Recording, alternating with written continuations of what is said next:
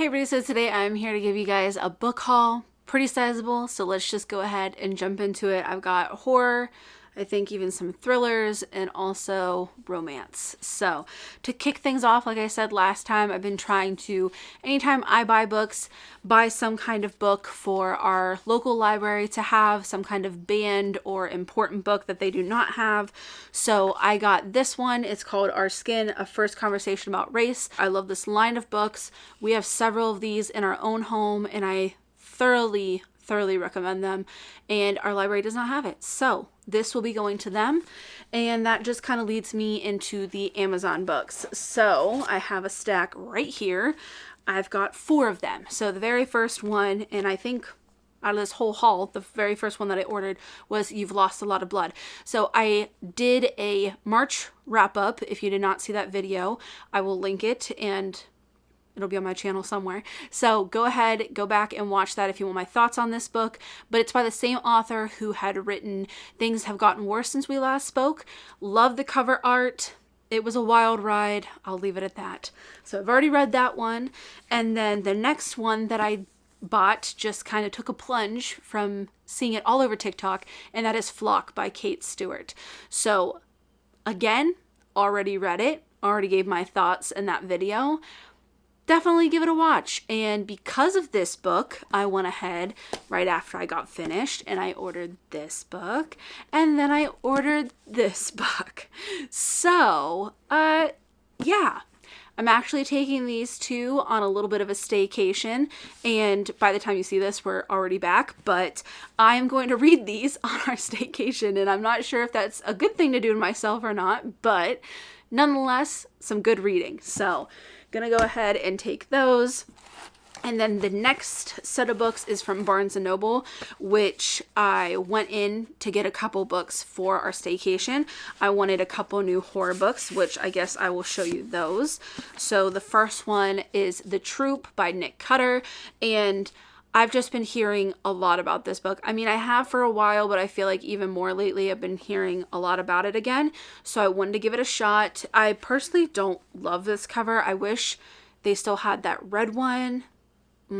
It just looks so much better than this. I'm very particular about my covers. If you watched my March wrap up, you know how much I loved Hex, so I went ahead and I got Echo. So I'm very excited about this. This author is just amazing, and I will always request, pre-order their works because how much I love Hex. I still think about it all the time, and I still expect to see Catherine anytime I turn a corner in the middle of the night. So I wanted to go ahead and have this for our little staycation as well. Need a little horror mixed in with my romance.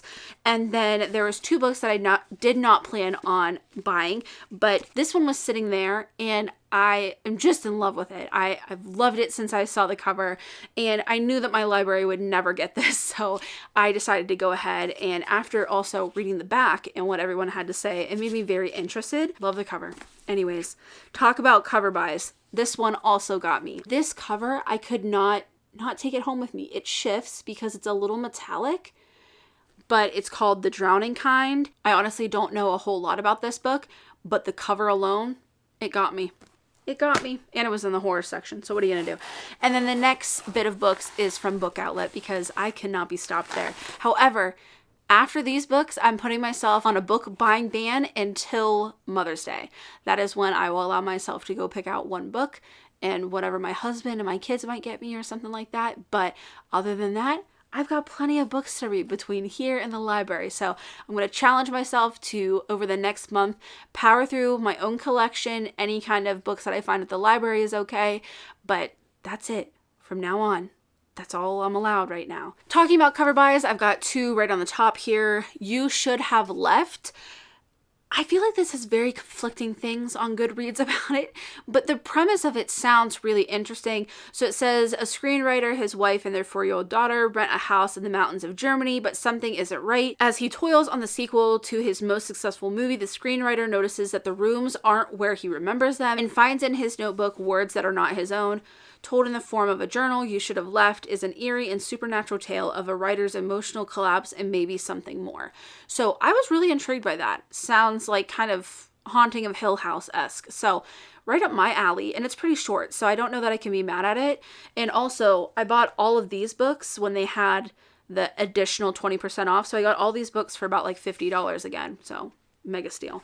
And then the next one that I got, again, just pure cover buy, is The Sight of You. It's about a guy who gets dreams and visions of the future. He meets this girl named Callie. They hit it off. They're just like sure that this is going to be like a magical type of thing. And then he gets a vision of how it ends. So it's about like, would you go through a romance knowing exactly how it's going to end?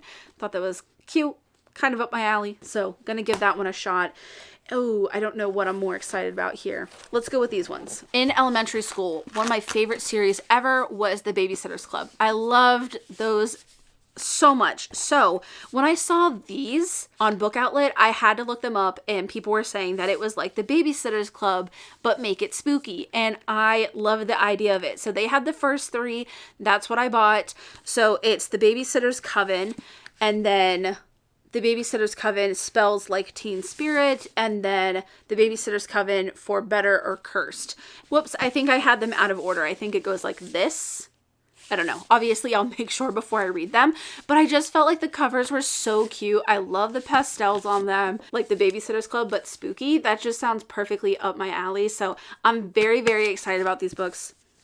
I think they're gorgeous and they're so cute, and I'm very, very interested to see if they're as good as what they sound like. So I have those, and they're also all hardback, which is just amazing. So this next book was actually in the thriller section, and I honestly don't know a whole lot about it other than the cover just looks amazing. So I bought it, and it's She's Too Pretty to Burn.